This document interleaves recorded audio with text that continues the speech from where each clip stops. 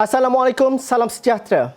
Rakyat dalam kesusahan hari ini, mereka mengibarkan bendera putih. Tidak perlu malu, tidak perlu untuk rasa malu dan juga untuk merayu.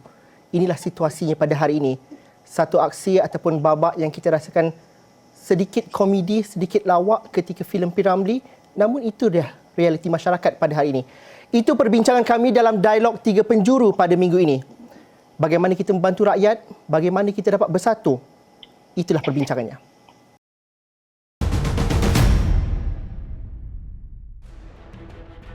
Menyertai kami dalam dialog Tiga Penjuru pada malam ini, saya ditemani oleh Datuk Mas Ermiyati Samsudin, merupakan Timbalan Menteri Pembangunan Usahawan dan Koperasi yang juga merupakan Ahli Parlimen Masjid Tanah. Ahli Parlimen MUA, YB Syed Saddiq Syed Abdul Rahman juga menyertai kami dan kami turut disertai oleh saudara Jamil Ismail, merupakan aktivis bendera putih ataupun lebih mesra dengan panggilan Abang Jamil Kucing. Kita bercerita ni jaga rakyat. Bagaimana kita hapuskan sengketa, kita semua bersepakat dan jangan duk pening lalat, duk bercerita pasal nak membantu rakyat. Rakyat susah pada hari ini. 300,000 peruntukan diberikan kepada ahli parlimen untuk bantuan kepada rakyat secara terus. Saya mungkin mulakan dahulu dengan ahli-ahli Dewan Rakyat kita pada hari ini. YB Timbalan Menteri, YB Datuk, apa yang dilakukan dan juga apa perancangan YB untuk membantu rakyat di kawasan YB? Bagaimana kita faham rakyat bergelut dengan himpitan hidup pada hari ini? Cerita di Masjid Tanah mungkin ada kisah yang berlainan dengan kisah-kisah di kawasan lain, YB. Ya, terima kasih Joel dan Assalamualaikum warahmatullahi wabarakatuh dan salam sejahtera buat ahli panel yang lain, YB Syed Saddiq, Abang Jamil dan semua pendengar dan juga penonton Astro Awani, dan terima kasih atas jemputan ini. Dan kita melihat bahawa pandemik pada hari ini bukan saja memberi kesan ekonomi tetapi juga pada kesihatan dan juga sosial, terutama sekali untuk semua warga Malaysia. Dan disebabkan itu saya sebagai ahli parlimen juga turut merasa tempias dan juga merasa kesannya dengan apabila kita melihat kesempitan dan juga keresahan dan juga kepayahan yang dihadapi oleh warga masyarakat, terutama sekali di tempat kita.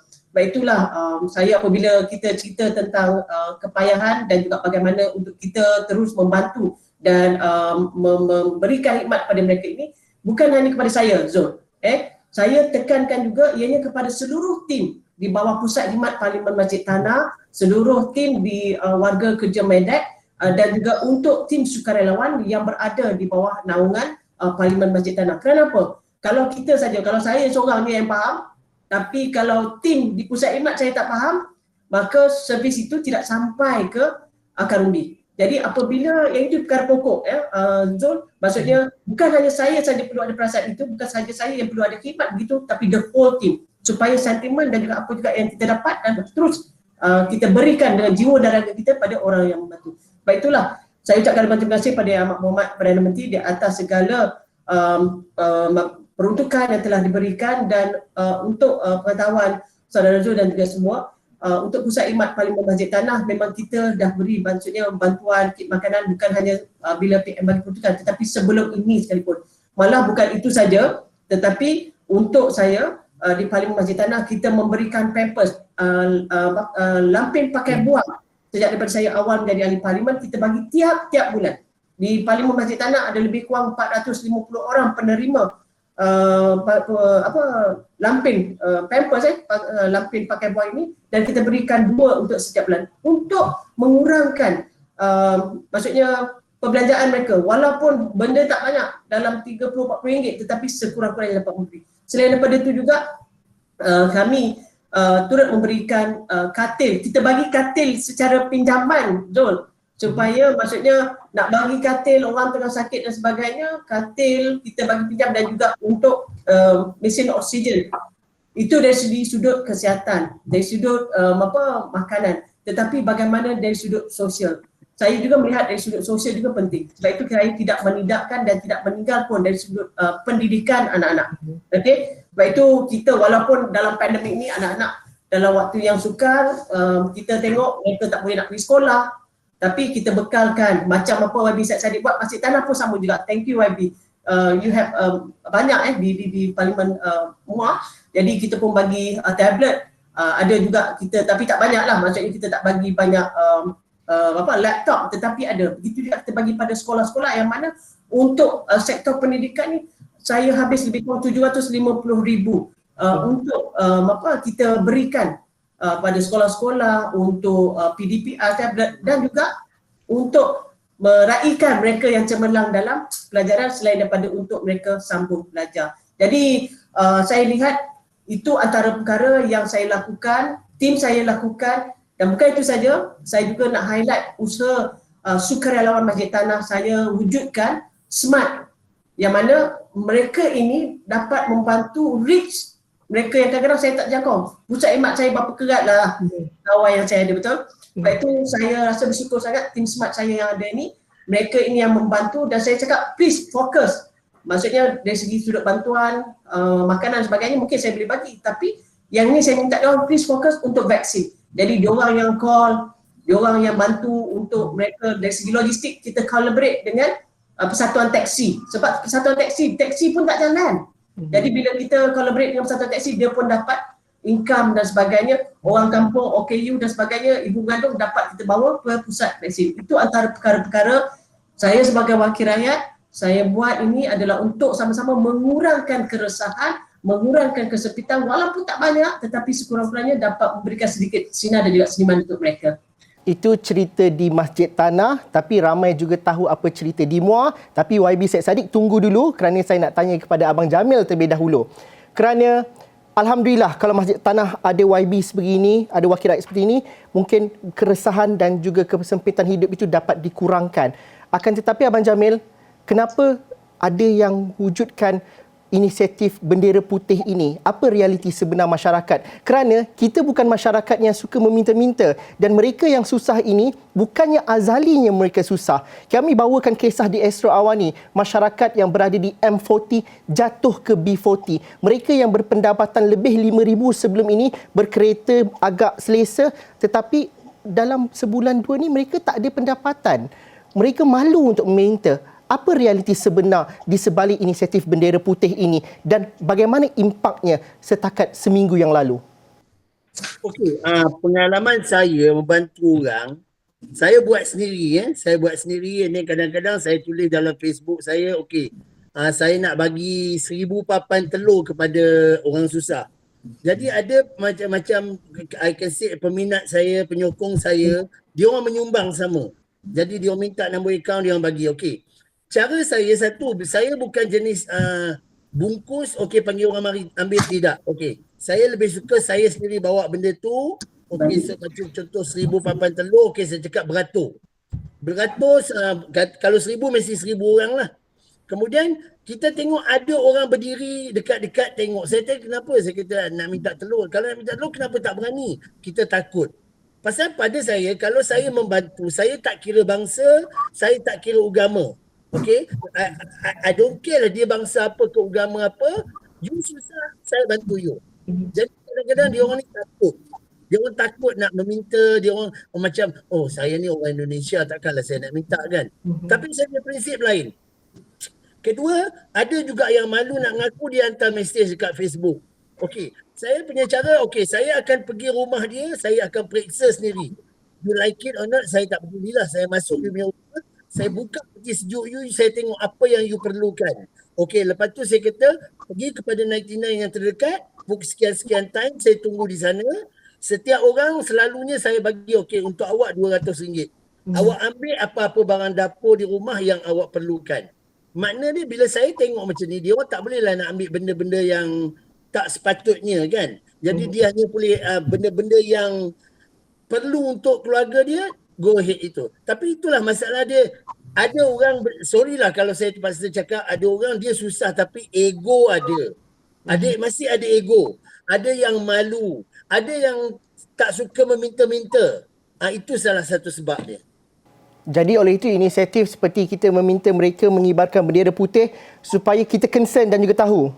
Yes, kerana sebab itulah bendera putih is the best. Makna dia, okay, you tak nak mengaku, tak apa. You malu, tak apa. You just angkat bendera putih. Jadi orang yang nak membantu macam saya tahu. You need help, I will go to you. Kan? You tak payah minta. Just pegang bendera putih, kita dah tahu.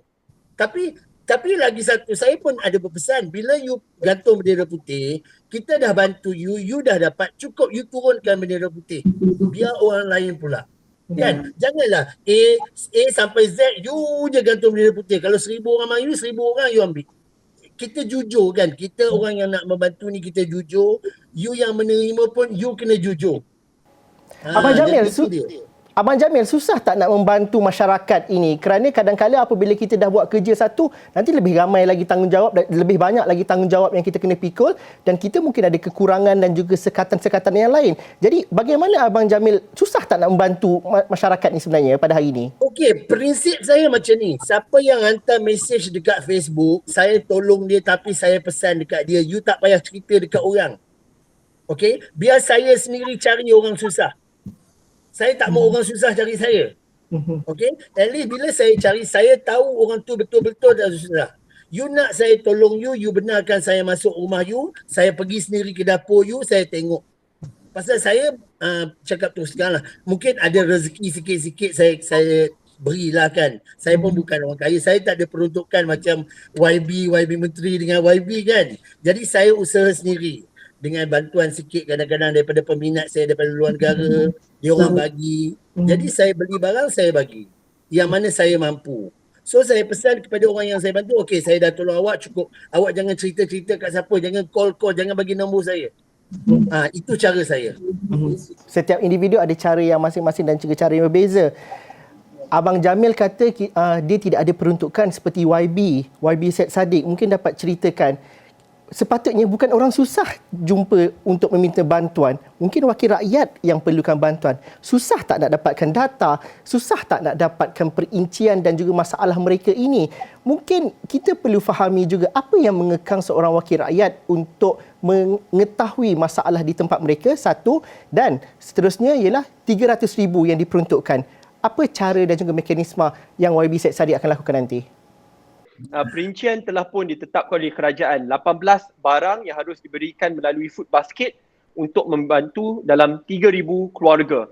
Anggaran setiap food basket yang ada 18 barang ini harga RM100 termasuk kos penghantaran dan pembungkusan. Saya nak tunjukkan sebagai salah seorang pemimpin muda, saya dapat melipat gandakan dana yang diberikan sambil mengekalkan kualiti, iaitu 18 barang yang sedia ada. So, apa yang saya lakukan? Pertama sekali, perbelanjaan kita lakukan setelus mungkin.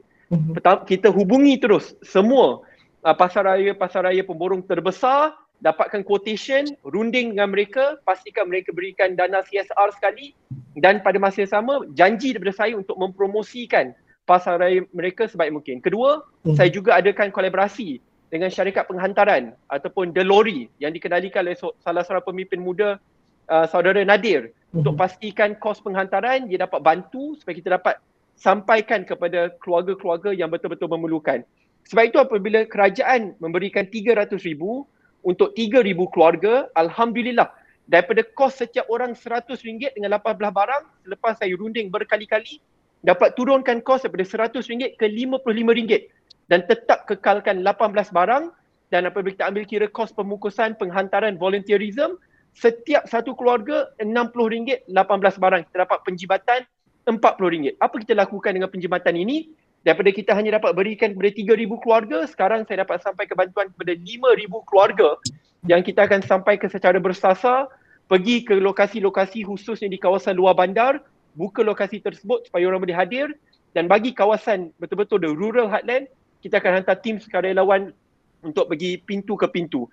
Tetapi saya akan ucapkan terima kasih kepada KK Mart dan The Lorry kerana jalankan kerjasama ini supaya daripada kita hanya dapat berikan bantuan kepada 3,000 keluarga, kini kita dapat berikan kepada 5,000 keluarga. Untuk menjawab soalan pertama berkenaan data, saya rasa ini adalah tanggungjawab ahli parlimen kerana pertama kita perlu bekerjasama dengan Jabatan Kebajikan, agensi-agensi kerajaan, zakat dan yang lain. Tetapi kita juga perlu akui bahawa bukan semua rakyat miskin, khususnya bila tempoh COVID, di mana kita lihat data yang dikeluarkan bulan lepas menunjukkan 600,000 keluarga kelas pertengahan telah pun jatuh kepada kumpulan B40. Bagaimana berkenaan nasib mereka yang mungkin tidak dapat kita masukkan ke dalam sistem yang sedia ada. Sebab itu kempen Bendera Putih adalah jalan untuk kita secara visual melihat dan pergi lawat rumah ke rumah. Dan kedua, untuk kita betul-betul mendalami derita rakyat pergi ke peringkat akar umbi, fahami masalah mereka. Dan akhirnya untuk menjawab persoalan selepas mendapat data tersebut, apa boleh lakukan? Sebab itu saya percaya kita perlu mendalami politik disruptif. Sebelum peruntukan RM300,000 ini memang peruntukan bagi ahli parlimen pembangkang sangat terhad sekali. Tetapi saya tidak kecewa atau cepat mengaku kalah. Saya lakukan pelbagai siri fundraising dan saya boleh katakan kurang tempoh masa 6 bulan. Selepas ini saya telah pun menjalinkan kerjasama, saya akan umumkan dalam masa terdekat dengan satu firma audit yang terbesar di dunia untuk adakan complete auditing program satu keluarga satu laptop, kerana daripada program tersebut saya nak tunjukkan setiap sen yang orang belanjakan akhirnya dimanfaatkan untuk membeli. Kini sudah dah nak 1,100 laptop, tablet berkualiti Lenovo, Asus, MSI dan yang lain. Dan jumlah pengumpulan food basket, laptop dan yang lain sudah pun lebih RM1 juta dalam kurang tempoh masa 6 bulan. Kerana saya nak buktikan akhirnya dengan data yang sedia ada, mungkin bantuan daripada kerajaan tidak mencukupi, kita tidak boleh kalah kerana akhirnya rakyat betul-betul susah. Kita cari jalan lain dan alhamdulillah dengan botak challenge, saya ajar tuition, jual barang saya, semua benda. Ada banyak cara untuk buat fundraising. Rakyat tetap diberikan keutamaan. Ini musim COVID, sebab tu saya dah kurang cakap sangat pasal isu politik pergulutan kuasa. Saya rasa it's not the time. Ini adalah masa untuk kita bincangkan soal kebajikan rakyat. Deal with COVID, revive the economy. Selepas itu boleh bincang pasal soal politik. YB Syed Saddiq rambutnya pun sudah panjang, tapi YB, bagaimana ini tuntutan semasa? Wakil rakyat tidak boleh buat business as usual. Duduk dan juga buat kerja gunakan data pilihan raya 2018, 2017 dan anggap masyarakat masih lagi sama. Tetapi YB Syed Saddiq bercerita dalam kapasiti seorang pemimpin pembangkang. Partinya pun belum daftarkan lagi. Tapi bagaimana dapat meyakinkan pengusaha-pengusaha, usahawan ataupun syarikat-syarikat tertentu untuk berkolaborasi? Susah tak sesuatu perkara yang rasa macam politik macam ni ke? Bagaimana YB Syed Saddiq? Di mana ada kemahuan, di situ ada jalan. Saya ingat lagi apabila saya duduk di kerusi pembangkang, orang kata Saddiq agak susah muar kawasan separa bandar ke luar bandar, kamu tidak ada peruntukan kerajaan, kamu tidak datang dari parti yang besar seperti PKR atau DAP yang mungkin ada jalinan kerjasama dengan tauke-tauke agak besar. Tapi saya ingin buktikan, kerana saya ingat bila dalam kerajaan dan sekarang dalam pembangkang, saya tidak menuntut mereka untuk berikan saya jam mewah, rumah mewah, tak ada. Saya kata kalau boleh bantu muar. Bagaimana in-kind contribution, pergi ke pusat khidmat parlimen. Dan apabila mereka tak nak bantu, tak apa. Saya tidak mengharapkan tauke-tauke besar, sebab itu bila kita buat audit nanti akan lihat, puluhan ribu penderma adalah penderma-penderma kecil. Ada sampai menderma RM1. Ya? Dan apabila puluhan ribu yang penderma, akhirnya jumlahnya agak besar kerana saya nak buktikan situasi politik Malaysia telah pun berubah. Ia bukan masa di mana kita hanya boleh mengharapkan tauke-tauke untuk mendominasi politik Malaysia, tetapi ratusan ribu atau jutaan rakyat Malaysia sekarang dah terbuka hati untuk memainkan peranan untuk menyumbang dan ingin memastikan bahawa sumbangan tersebut dapat dimanfaatkan sebaik mungkin. Sebab itu, my next step, kolaborasi dengan syarikat audit yang terbesar ini bukan setakat untuk buktikan bahawa cara pembelian, cara pembelanjaan baik, tetapi to create the golden standard of fundraising in politics dan perbelanjaan bagi seorang ahli parlimen. Kerana dia akan kata, Saddiq, ini adalah 10 cadangan kamu boleh tambah baik, ini apa kamu boleh lakukan, dan selepas ini saya akan pastikan kita akan praktikkan. Apabila dalam kerajaan pun kita boleh laksanakan perkara yang betul. We need a new, fresh, disruptive kind of politics. Okey, banyak lagi saya nak tanya, tapi kita berhenti rehat dahulu. Kita jumpa lagi dalam Dialog 3 Penjuru selepas ini.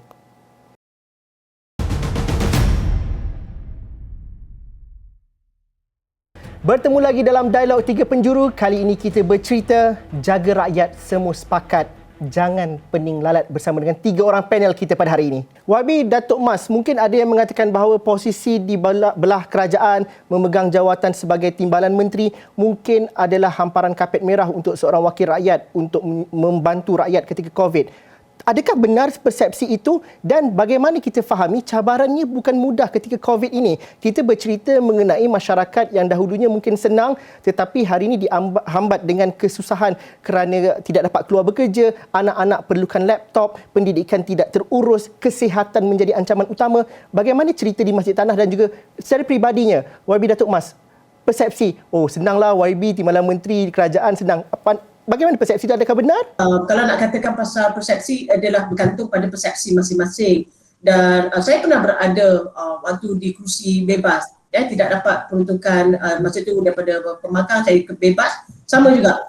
But saya tengok yang penting adalah bagaimana untuk kita meneruskan khidmat kita. Like YB Said Saddiq. So saya sangat bangga melihat usaha yang dimainkan oleh beliau, walaupun seorang muda, tetapi idea kreatif dan juga pendekatan yang dilakukan oleh beliau wajar diikuti oleh pihak lain. Sebab itulah waktu saya pernah berada di pembangkang dan juga di kursi bebas, tidak ada peruntukan yang diberikan oleh kerajaan, what I did sama macam YB Said Saddiq. So maksud kita mengharapkan daripada bantuan kawan-kawan untuk meneruskan kelangsungan membantu rakyat. Dan saya tak menjadikan bahawa kalau kau berada di kursi pembangkang sekalipun tutup pejabat, rakyat tak boleh reach. No, that is totally wrong. So saya tak pernah lari walaupun berada di kursi pembangkang ataupun bebas, saya tak pernah lari daripada menjalankan tugas khidmat saya sebagai wakil rakyat, dan pejabat saya pun tidak pernah tutup. Dan sebab itulah kita melihat bahawa apabila berada di posisi kerajaan, maksudnya ada sedikit kelebihan. Dan kelebihan itu haruslah dimanfaatkan dengan bijaksana, dengan jiwa. Bukan hanya macam main tabur saja, tetapi haruslah dilakukan dengan jiwa dan menyantuni untuk mereka yang benar-benar memerlukan.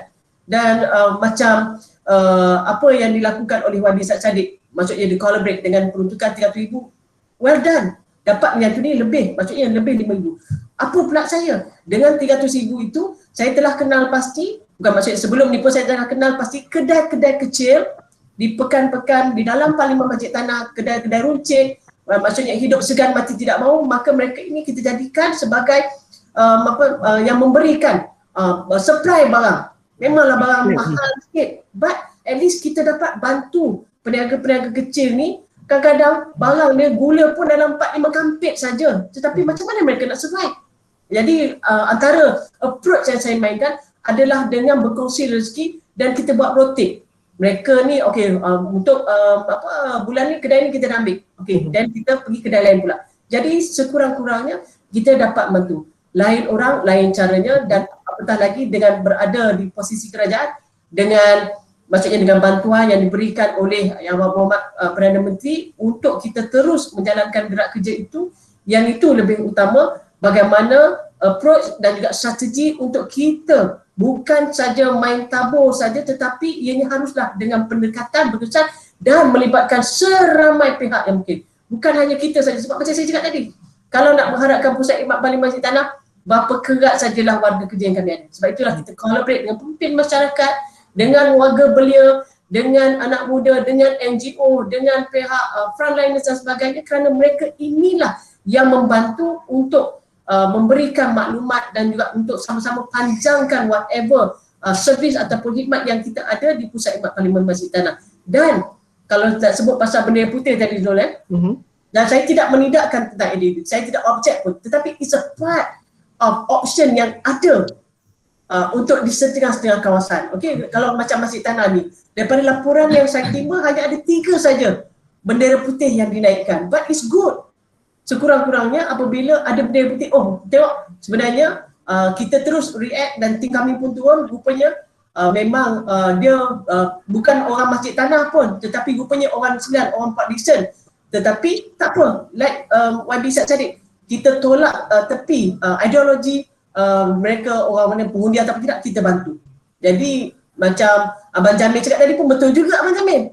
Kalau dah naik bendera putih, dah cukup, turunkan. Sebab ada kawan-kawan saya mengeluh sebab bila dia pergi hantar bertingkat beras sampai ke rumah tersebut, benderanya tetap terpacak. Jadi ini adalah maksudnya dari segi mentality dan juga attitude yang harus, bukan hanya sebagai pemimpin masyarakat, bukan hanya YB, bukan sebagai Abang Jamil, NGO dan sebagainya, tetapi kita semua rakyat Malaysia harus ada sikap tanggungjawab. Datuk Mas, kalau bercakap atas kapasiti sebagai Timbalan Menteri Pembangunan Usahawan dan Koperasi, usahawan paling teruk terjejas pada ketika ini, mereka yang mungkin paling pertama angkat bendera putih kerana mereka ada pekerja, ada tanggungan yang perlu diuruskan, bisnes tidak jalan, dan juga mereka ini jugalah yang mungkin mereka dapat peruntukan, mereka ada diletakkan dalam beberapa pakej pemulihan sebelum ini. Pakej pemulih pun baru-baru ini tidak diabaikan, Tetapi bagaimana untuk memastikan pelaksanaannya itu?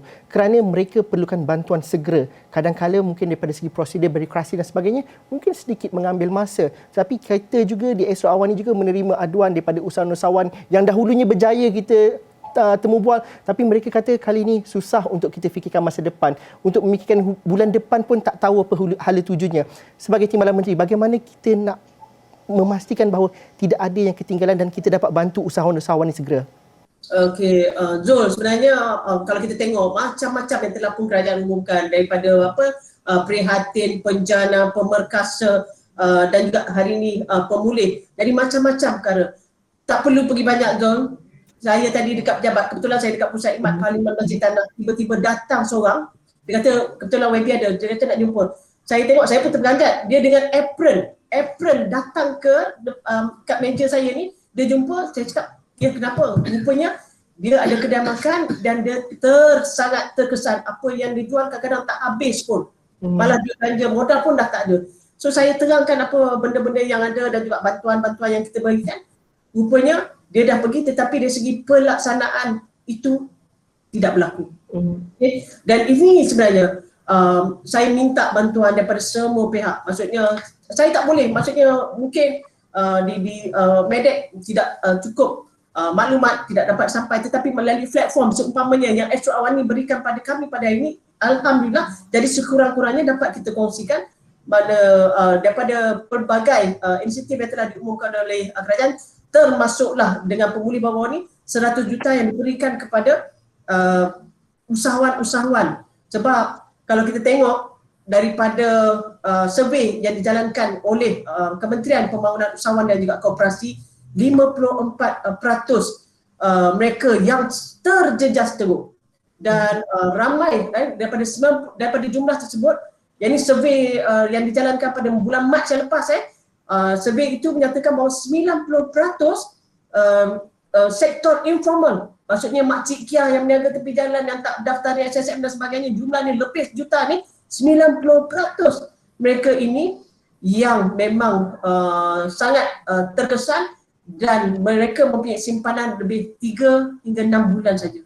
Yang datang depan saya tadi, 2 orang, budak muda lagi, satu meniaga kedai makan ayam kulit, satu lagi meniaga kuih-kuih. Dia bagi tahu duit dia dah tak ada dan sebagainya, dan mereka ini bagaimana nak survive untuk melangsungkan kehidupan mereka. Sebab itulah apa yang penting pada hari ini adalah macam saya cakap tadi, dari segi pengumumannya dah cukup baik, sudah cukup cantik. Dari segi pelaksanaannya bagaimana? Permudahkan. Dan YB akui memang ada sedikit sebanyak blind spot dan juga sesuatu yang susah untuk sampai kepada golongan sasar ini, benar?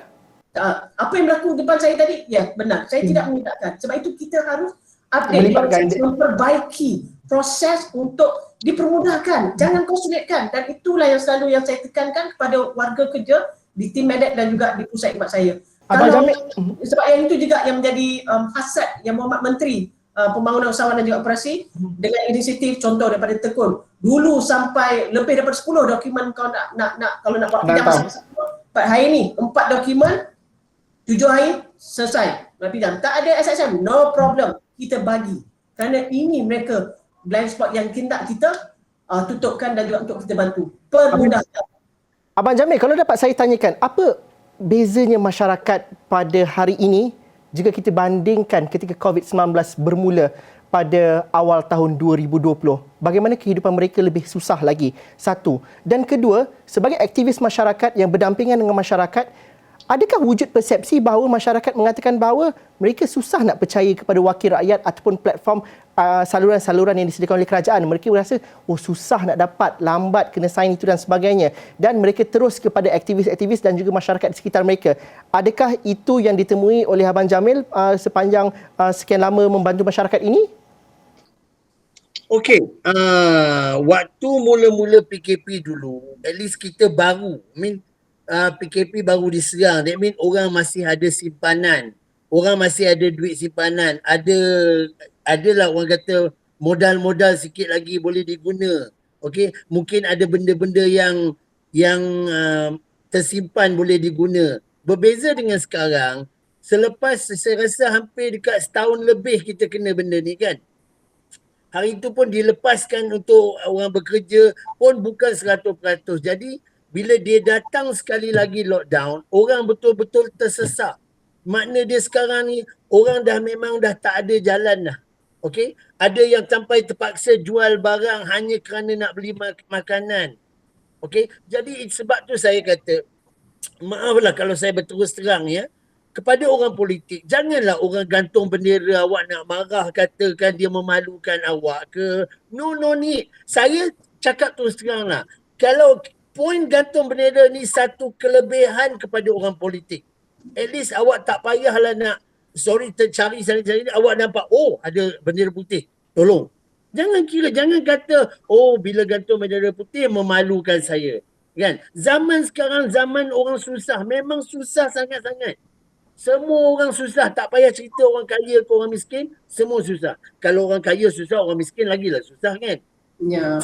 Kalau sorry kalau cakap orang kerja kerajaan okey lagi, at least dia punya gaji ada. Tapi orang yang meniaga bawahan, okey, orang yang meniaga kecil-kecilan. Sekarang ni kita tengok dulu kalau kita nak contohlah nak beli petai, you pergi ke pasar dia lah. Sekarang di mana-mana pun orang jual petai. Betul. Tepi jalan, tepi corner jual petai. Pergi depan restoran orang jual petai. Okay? And then lepas tu, sorry, ini kalau saya terpaksa terus terang cakap kepada YB Menteri, kepada YB Syed Saddiq ya. Memang pengalaman saya banyak jumpa orang fed up nak berjumpa dengan ahli parlimen.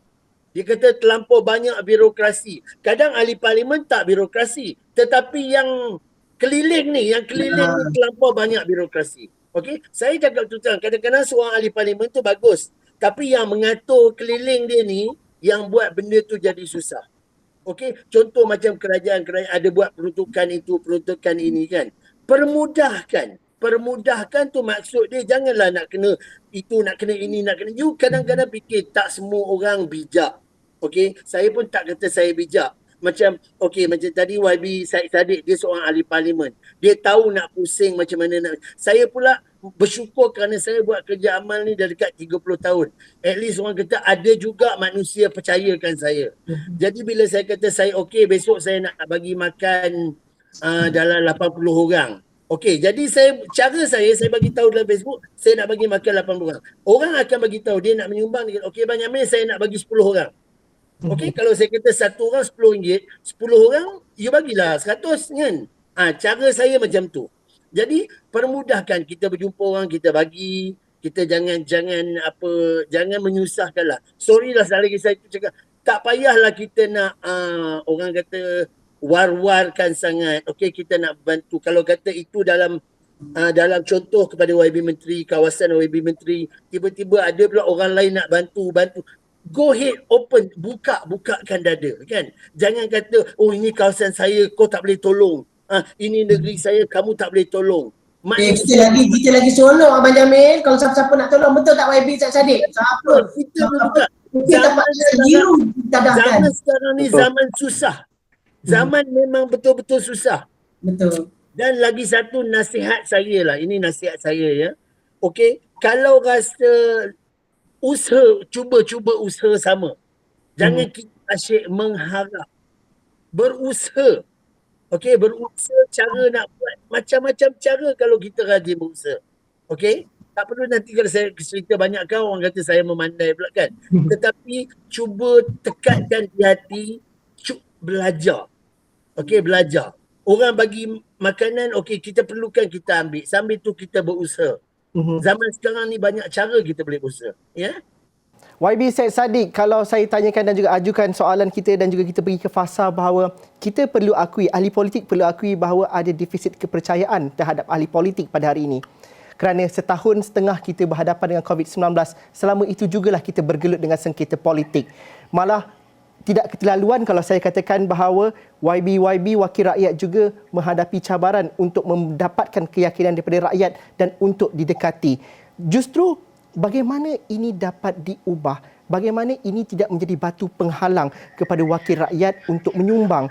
Bagaimana Abang Jamil, NGO lain boleh berkolaborasi bersama dengan ahli Dewan Wakil Rakyat? Bagi pandangan YB Syed Saddiq, bagaimana mengikis sikit sebanyak persepsi ataupun konotasi yang negatif terhadap ahli politik pada hari ini? Sebab itu kita tidak boleh lagi rasa selesa mempraktikkan politics as usual dan tidak ada perubahan politik, tidak ada cara kita bawa pembaharuan, khususnya apabila kita berdepan dengan pandemik yang agak luar biasa. Sebab itu bagi diri saya dan pimpinan muda, fokus utama dua teras. Pertama, politik dasar. Kedua, politik khidmat. Politik dasar adalah cadangan-cadangan penambahbaikan yang boleh kita bawa apabila kita berkuasa. Apa kita boleh lakukan? Apa nasihat? Apa sistem semak imbang yang boleh kita perkenalkan? Sebab itu saya tidak sabar untuk kembali ke parlimen dan saya tidak sabar bukan soal undi percaya, tidak percaya berkenaan pergelutan kuasa. Apa isu-isu saya nak bangkitkan? Saya nak bangkitkan isu yuran universiti kerana banyak mahasiswa telah pun komplain mereka perlu bayar yuran yang sama atau ada kenaikan yuran walhal mereka tetap perlu bayar yuran koko, yuran library, yuran wifi, yuran lab. Walhal mereka tidak gunakan semua ini kerana sekarang bawa online distance learning. Saya kena pertahankan hak mereka. Berkenaan peniaga-peniaga kecil, apa nasib mereka apabila sekarang kita belum ada exit plan yang jelas keluar daripada COVID walhal kilang-kilang besar masih boleh beroperasi. Dan bagaimana pula faedah ke atas moratorium yang akan tetap dikenakan oleh bank-bank besar walaupun keuntungan bank-bank besar ini agak luar biasa. CIMB more than 300%. Ya, dan keuntungan bank-bank besar semasa tempoh COVID suku pertama tahun ni lebih tinggi daripada sebelum COVID. Ya, so the numbers, the data are clear. Sebab itu saya rasa kita harus fokus kepada isu-isu dasar yang boleh menambah baik politik di Malaysia. Bagaimana kita nak hilangkan ketidakpercayaan rakyat kepada ahli politik. Pastikan kita praktikkan politik baru. Sebelum pilihan raya, kerajaan pembangkang duduk semeja, laksanakan undang-undang ataupun akta tidak boleh lompat parti. Ya, pastikan kita ada akta pembiayaan dana politik supaya kita tidak terhutang budi kepada tauke-tauke dan ada sistem yang lebih telus. Pastikan sesiapa yang membentuk kerajaan tidak ada lagi winner takes all. Peruntukan kita sama ratakan kepada semua ahli parlimen. Tidak boleh membina tembok yang sangat besar di antara kerajaan pembangkang sampai akhirnya kita tidak boleh duduk semeja untuk mencari jalan penyelesaian bersama. Politik khidmat contohnya, tadi saya katakan. Sekarang ni, sejujurnya bila saya turun ke pusat khidmat parlimen, ramai orang tak ada bincangkan soal, macam mana ni? Kerajaan jatuh, kita akan lompat parti ni akan berlaku. Apa mereka tanya? Setiap hari, saudara, kalau saudara datang ke pusat khidmat parlimen Muar, lebih 200 keluarga beratur panjang sampai ke hari ni. Saya baru dapat gambar, kalau ada saya nak tunjuk. Beratur panjang nak dapatkan food basket sampai saya terpaksa tutup pusat khidmat parlimen sampai makanan baru sampai hari Jumaat ini. Saya sampai kena minta maaf kerana we need to help them. So dalam apa saya fokus bagi pusat khidmat parlimen Muar, walaupun peruntukan ditarik sebelum ini, tempoh masa setahun telah lebih 10,000 food basket saya berikan, lebih 1,100 laptop dan tablet berkualiti saya berikan. Bagi proses vaksinasi, kita dapat lebih 20 mahasiswa turun rumah ke rumah. So kita telah pendaftarkan lebih 1,500 keluarga yang tidak ada MySejahtera. Secara manual daftarkan mereka. Kita juga subsidikan kos pengangkutan daripada Muar ke Johor Bahru untuk dapat vaksin AstraZeneca. Fokus kami penambahbaikan pendidikan, kita berikan dana-dana mereka. Kita bantu ekonomi, food basket mereka dan juga job matching dengan kilang-kilang di Muar. Dan yang ketiga, proses vaksinasi. Kita tak boleh hanya kutuk kerajaan tanpa membantu. Where we can facilitate, we should facilitate. So untuk kita hilangkan ketidakpercayaan rakyat kepada ahli politik ataupun the politics of establishment, we must disrupt Malaysian politics. Tidak boleh ada business and politics as usual.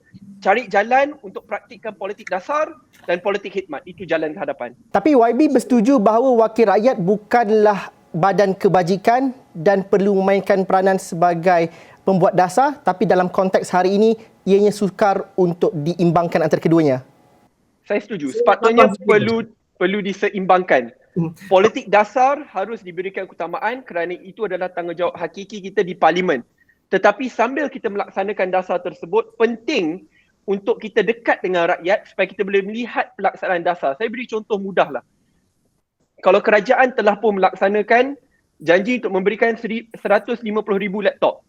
Kalau kita tidak turun ke bawah dan melihat pemberian laptop tersebut, kita tidak akan tahu adakah laptop itu laptop yang berkualiti, adakah laptop itu sampai kepada keluarga-keluarga yang memerlukan. Sebab itu saya rasa penting untuk kita gabungkan politik dasar dan politik khidmat untuk kita jadi ahli parlimen yang efektif. Saya nak tanya kepada YB Datuk, tapi Abang Jamil tadi nak mencelah. Apa ceritanya Abang Jamil?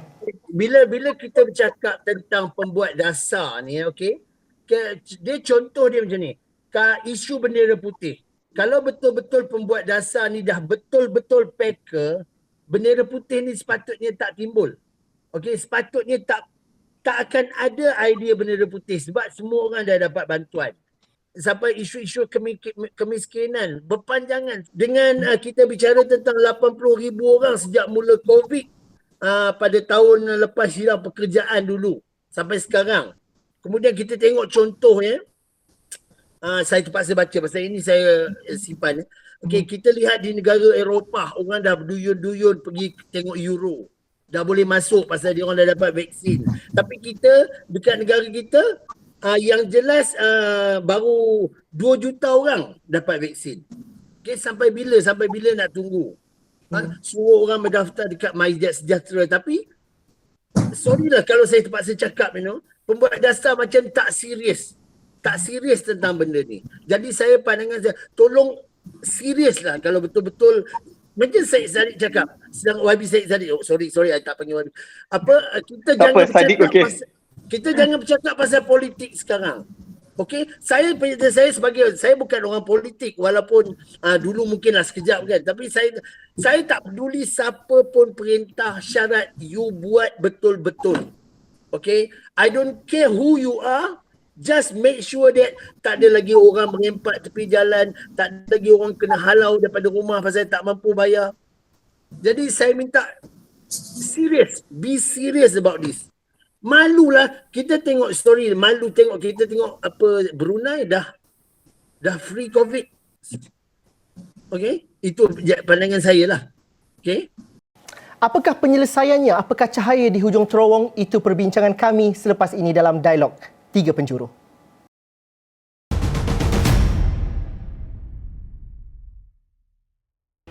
Bertemu lagi dalam Dialog 3 Penjuru. YB Datuk Mas Emiyati, YB Syed Saddiq dan juga Abang Jamil Kuching masih lagi bersama kami dalam Dialog 3 Penjuru pada minggu ini. YB Datuk dan juga YB Syed Saddiq, kalau saya dapat bertanyakan soalan ini, adakah kita meletakkan naratif yang betul dalam menyelesaikan masalah negara ini? Kerana ada kalanya kalau kita perlu akuilah, kadang-kala kita menyelesaikan sesuatu perkara itu kerana ada desakan dan juga ada tekanan yang tidak sepatutnya diletakkan untuk menyelesaikan masalah. Mungkin kerana soal politik, populariti dan sebagainya. Pada pandangan YB Datuk, adakah itu berlaku dalam setahun ini dan kalau ianya berlaku, bukankah rakyat mungkin akan menerima bebannya? Ya, sebab saya melihat bahawa dalam yang menduduki dalam jawatankuasa MKN itu bukan calon-calon, malah ada juga nasihat dan sebagainya, dan mereka ini ada kepakaran masing-masing dan mereka ini menasihat dan juga berbincang mengikut kepakaran dan juga bidang masing-masing. Dan apa juga yang diputuskan oleh kerajaan bukan hanya mengambil satu sentimen tetapi mengambil pandangan dan juga mengambil kira banyak sudut dan juga faktor yang lain. Sebab itulah saya beranggapan bahawa like YB Syed Saddiq, ini bukan masanya untuk kita bercakaran, ini bukan masanya untuk kita bercakap soal politik, ini masanya untuk kita perjuangkan untuk rakyat. Ramai yang susah dekat luar sana. Kadang-kadang betul kalau YB Syed Saddiq kata sampai beratur di luar pejabat. Sama juga dengan pejabat saya letakkan almari infak sekejap habis. Tapi sekejap habis, ramai pula yang datang menyumbang. Alhamdulillah. Jadi itu adalah proses-proses, maksudnya yang perlu kita lakukan dengan approach yang kadang-kadang di luar jangka, tak pernah kita terfikir pun kita akan buat kerja ni, akan approach ni, tetapi kita kena buat. Why? Because rakyat di luar sana sangat susah. Jadi kita pada peranan saya dan sebagai ahli parlimen, harus maksudnya kurangkan birokrasi, kalau boleh tak ada langsung birokrasi, dan reach semaksimum mungkin dan permudahkan segala permohonan dan sebagainya. YB Syed Saddiq, soalan yang sama, adakah kita meletakkan naratif yang betul dalam penyelesaian masalah baik COVID dan juga masalah ekonomi pada hari ini oleh pembuat dasar dan juga ahli-ahli politik? Ya, sejujurnya saya rasa tekanan daripada rakyat adalah perkara yang sangat baik. Kerana ia menunjukkan bahawa zaman di mana ahli politik boleh bermaharaja lela telah pun tamat.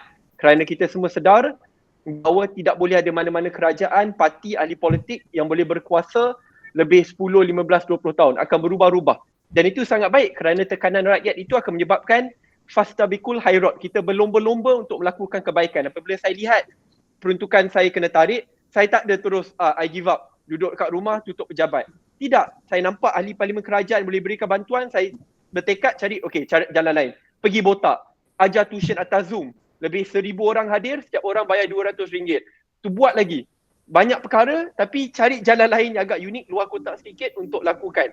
Dan tekanan rakyat contohnya boleh menyebabkan perubahan dasar ke jalan yang lebih baik. Contohnya sebelum ini banyak di MUA saya tengok teramat ramai yang banyak peniaga-peniaga kecil ya yang selalu beroperasi awal pagi untuk servis pekerja-pekerja kilang ataupun lewat malam penjual-penjual burger yang terpaksa tutup awal dan habis bisnes mereka. Tetapi selepas mereka keluar bersama mendesak akhirnya ada perubahan dasar.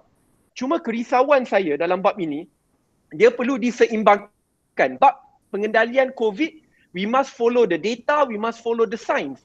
Sebab itu dalam bab ini, kadang-kadang saya rasa perkara ini harus didebatkan dengan hangat dekat parlimen lah. What is our exit strategy? Adakah kita akan selama-lamanya, selagi kes COVID naik, kita akan terus tutup ekonomi, tapi ada kilang-kilang yang boleh beroperasi, ada yang tak boleh beroperasi, peniaga-peniaga kecil tak boleh, tiba-tiba seluruh rakyat tidak boleh lakukan exercise, tidak boleh pergi cycling dan yang lain, peniaga-peniaga kecil pun terpaksa tutup. Atau adakah kita ada plan yang lain? Adakah kita akan buat mass testing? Saya katakan mass testing ini kerana semua negara lain lakukan, tetapi di Malaysia, saya beri contoh, saya tak nak cakap Malaysia lah, saya cakap kawasan saya kat Muar. Saya nak buat mass testing guna peruntukan sendiri, tak boleh. Saya ada surat penolakan kata tidak boleh lakukan mass testing. Saya ingat saya seorang, Yobiin, kawasan daerah Muar Bakri, tak boleh. Sampai doktor yang hendak buat dapat tentangan kata mungkin dia punya license kena tarik. So I'm so confused. Walhal kerajaan Selangor buat mass testing, kerajaan Persekutuan kata nak lakukan mass testing, tapi di kawasan saya tak boleh. So we must follow data and science. Dan dalam follow data and science ini, kalau kerajaan pembangkang boleh duduk bersama, sebab saya faham ada beberapa keputusan yang tidak popular, tapi wajar dilakukan. This is where bipartisanship, keputusan bersama, boleh memberikan impak yang terbaik. Supaya apabila semua parti atau parti-parti besar dapat persetujuan untuk buatkan pengumuman ini, kerajaan pun tak takut, pembangkang pun tidak takut, tapi kita dapat keputusan bersama untuk melaksanakan. That is the way forward. Data and science. Saya suka bila YB Mas dan juga YB Syed Saddiq berborak pada petang ini, malam ini, seolah-olah sesi Dewan Rakyat yang sebenar sepatutnya. Walaupun jarang kita dengar sesi Dewan Rakyat sebegini hebat berdebat. Tapi YB Mas dan juga Syed Saddiq, kadang-kala pendekatan idea baru tidak popular dalam politik Malaysia. YB Syed Saddiq bercerita pasal disruptif dah tentu kerana beliau berseorangan. YB Mas mungkin sukar juga dalam satu entiti yang lebih besar. Bagaimana kita dapat cambahkan idea hebat ini, duduk bersama dan sebagainya, dapat dilakukan dalam menyelesaikan masalah? Rakyat bukanlah tak percaya kepada ahli politik semata-mata, tapi mereka mahukan pendekatan yang segar. Kenapa mesyuarah itu tidak nampak dan juga tidak dijelmakan menerusi tindakan? Mungkin YB Mas sendiri sebagai seorang ahli politik yang tidak bercakap dalam kapasiti parti dan sebagainya, apa harapan kepada rakan-rakan politik, kepada mereka yang lebih memegang jawatan lebih kanan dan sebagainya? Saya inginkan maksudnya Malaysia ini maksudnya pulih daripada COVID ini dengan segera dan janganlah menolak tentang idea-idea baru. Okey, kalau ada pendekatan sebagaimana yang Muhammad YB Syed Saddiq sebutkan tadi, kalau ada cadangan ataupun pendekatan baru yang boleh membantu untuk kita dalam proses untuk keluar daripada pandemik ini, selaras dengan apa yang diumumkan oleh Yang Berhormat Perdana Menteri melalui Pelan Pemulihan Negara yang kalau kita tengok kita dah masuk fasa kedua, dan tambahlah saya ucapkan pada Pedih, Terengganu, Perak, Pahang, Kelantan yang dah pun boleh buka kedai buku, kedai komputer, telekomunikasi, kedai cuci kaca dan sebagainya, tapi Melaka tak boleh lagi ni, Melaka tinggi juga. So sebab itulah perlu ada gabungan dan perlu ada, kalau nak dikatakan, kalau kita berfikiran kolot, berfikiran negatif, petang ni kalau mendapat jemputan daripada Esyawan ni digandingkan pula dengan YB Syed Saddiq, pemimpin Parti Muda, dan juga yang inisiatif yang dijalankan oleh Abang Jamil.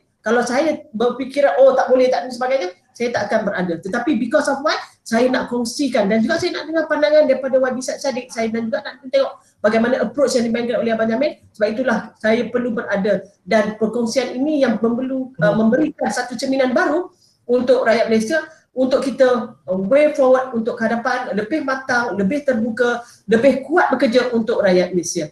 YB Syed Saddiq, susah tak nak duduk semeja kerana kali ini bergerak seorang? Dulu jadi Menteri Belia dan Sukan, boleh pujuk, boleh merayu senior-senior politician ini, tapi adakah cukup popular dan cukup kuasa untuk bersama-sama mengajak duduk semeja bipartisan untuk menyelesaikan masalah pada ketika ini, kerana itu yang diharapkan oleh rakyat pada hari ini?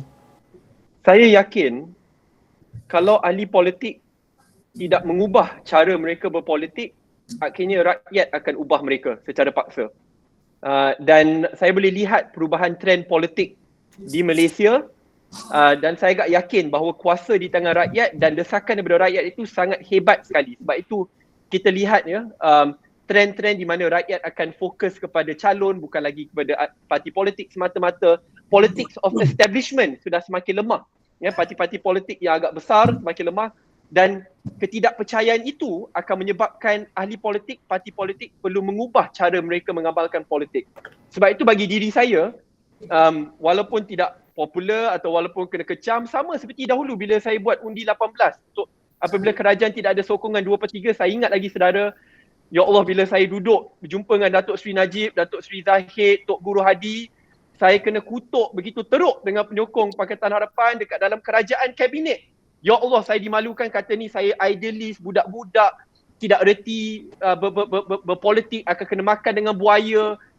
Tapi akhirnya kita dapat juga sokongan 2/3, so mereka nak panggil saya budak-budak, panggil lah. Yang penting 7.8 juta pengundi muda boleh mengundi, dan ini akan mengubah landscape politik Malaysia pada generasi-generasi yang akan datang. So tak apa, saya rasa it is time for us to come together. Sebab tu saya pun dengan YB Mas bukan baru, I have great respect to her, dan dia put aside politics, bekerja sangat keras kat kawasannya, dan where we can work together, we should. Apabila kita tidak bersetuju, we will fight with one another with passion, but that passion leads for our love and commitment for Malaysia. So we can agree to disagree, itu fokus kita. Okey, cukup pasal politik, tapi Abang Jamil, saya ada 6 minit untuk menghabiskan program ini, dialog ini. Sekiranya pandemik ini berlarutan, sekiranya keadaan tidak lagi menjadi lebih baik, apakah harapan yang perlu disandarkan? Kerana kita tidak boleh hanya fokus kepada masalah, kita mahu fokus kepada solusi. Dan di sebalik kepayahan, di sebalik kesungguhan dan juga keperiatan hidup pada hari ini, kita perlu menjanjikan harapan, dan itu dapat dilakukan kalau kita bersama-sama untuk mengharungi detik sukar ini bersama. Pandangan Abang Jamil, apa lagi kita boleh lakukan pada ketika ini? Ini pandangan yang saya kumpul lah, yang saya fikir habis-habis ni. Okey, kerajaan harus paksa bank untuk bagi moratorium kepada peminjam-pinjam yang terkesan pandemik COVID ini. Ramai hilang bisnes, hilang kerja, dah tak ada cara lain. Masa contoh kadang kita ada masalah, tahu-tahu orang tekan lagi. No? Betapa susahnya. Okey, kerajaan wajar beri peruntukan dana untuk peniaga kecil. Tak apalah, kalau nak mengharapkan bagi terus tu mungkin susah lah kan. Okey, bagi dana pinjaman small medium industry yang terkesan supaya diorang naik balik bila ekonomi kita terbuka kan. Okey, kurangkan, lupuskan cukai-cukai perniagaan ke atas bisnes yang terjejas. I know kerajaan memang nak kena buat duit, tetapi masa sekarang ni masa semua orang perlukan pertolongan. Kalau kerajaan tolong orang-orang yang meniaga ni, bila dia meniaga, dia akan dapat menolong balik kerajaan ni. Jadi ini pandangan saya sebagai orang biasa, bukan orang politik ya. Lepas tu, bantuan dengan bil-bil elektrik kurang. Saya tak suruh kata, okey, 2-3 bulan ni tak payah bayar. Saya tak suruh macam tu kan. Tetapi dikurangkan bil-bil elektrik, bil-bil air, yang terutama macam company-company besar ni, kurangkan supaya dia orang boleh maju ke depan. Okey, ini pandangan saya. Dan lagi satu, saya nak bagi pandangan sikit kepada bila nak masuklah sikit bab politik kalau boleh. Ya. Saya minta pemimpin Malaysia tengok Prabowo dengan Jokowi cukup. Ya. Okey, dia berlawan untuk jawatan presiden. Tetapi bila dah dia kalah, dia boleh bekerja di bawah Jokowi. Kenapa pemimpin Malaysia tak boleh? Why? Saya kadang-kadang saya pelik. Kita buanglah sifat marah, sifat iri hati. Kalau betul-betul demi negara, go ahead. Saya cakap terus terang, dulu saya memang tak suka dekat UMNO. Ni I'm telling the truth, okay? I'm telling the truth, I tak nak pusing. Tetapi jika kata UMNO boleh berubah, bercampurlah dengan mana-mana parti yang nak maju ke depan, kuatkan untuk negara kita. Jadi semua rakyat selamat, semua happy. Okey, kita sayang negara kita. Okey, kita tak nak negara kita dah sampai jadi cacar marba. Saya tak mau nanti saya terpaksa pergi ke Indonesia untuk cari kerja. Saya pula nanti jadi pekerja di sana. Okey? Jadi itulah pandangan saya sebagai orang biasa.